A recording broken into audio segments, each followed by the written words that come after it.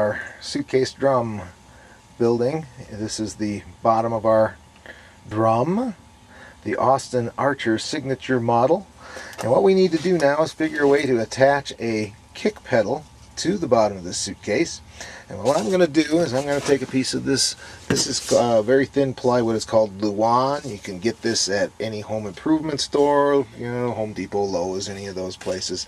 Any place that sells lumber. And it's mainly a subflooring type material for smoothing out any irregularities in a subfloor.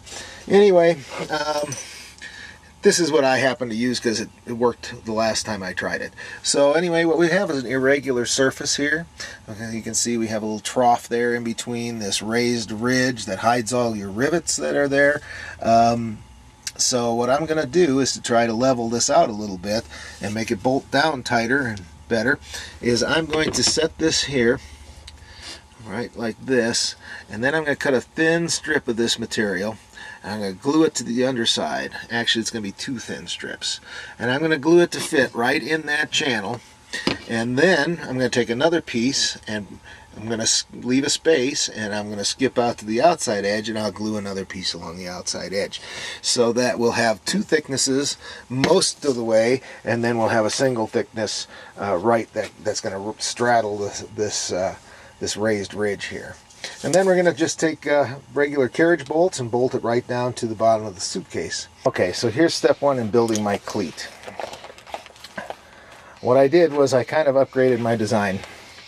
Because this channel in the center here is really deep on these suitcases, what I've done is instead of 2 layers of Luan, I've gone to a 3/8 inch plywood for my little lip there.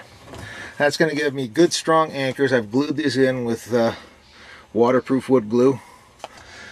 So that, as you can see, that is cut to fit right in that channel. The gap in the center fits right, or it was going to fit right around that hinge.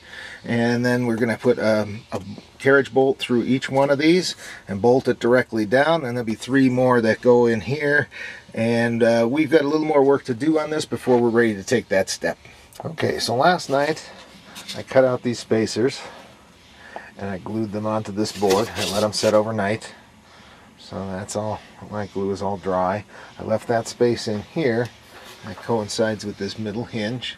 And these spacers are going to fill up this groove that's right in here, in between these hinges, so that it'll sit flat. And when we flip this over, we set it in place.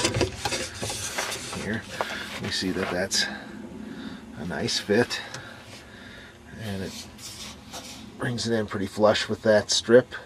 We still have a little space underneath in the front, but we're going to put another layer of this Luan on there to take up that space and give us a little more rigidity. And we're going to cut off the end of this. Okay, so here I've set up a square. I've got my suitcase drum set up on a flat surface, and my bracket, my little cleat here, is in place. I've measured straight down from the face of the drum, and I want to leave about 1 inch.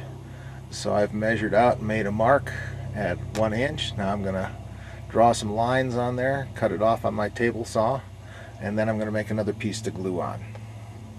Okay, so I've cut a second piece of the Luan material here, this real thin plywood. As you can see, they're stacked too high. And maybe you can see this, it takes up some of that space under the suitcase. I've cut the second piece just short 1.25 inches so that it would leave a space for this raised ridge here. So now we're going to jig this up and glue it together. Okay, so here is roughly what my cleat is going to look like. I have 2 layers of this Luan here. I've got these little braces in here, spacers.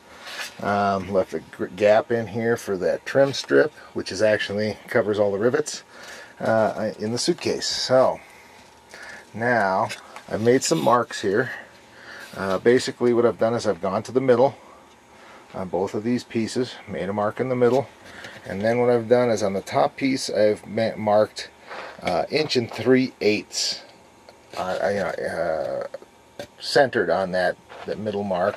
And the reason I did that is that I'm going to be using this clamp, and that's the width of that clamp. So when I clamp this all together, it will be centered. Now the reason I'm doing that is that these clamps have a bit of a curve built into them for clamping onto a bass drum rim. So by using this as a center clamp on that piece, what's going to happen is it's going to give a little natural curve to that so that this will clamp down tighter, and it will be real secure.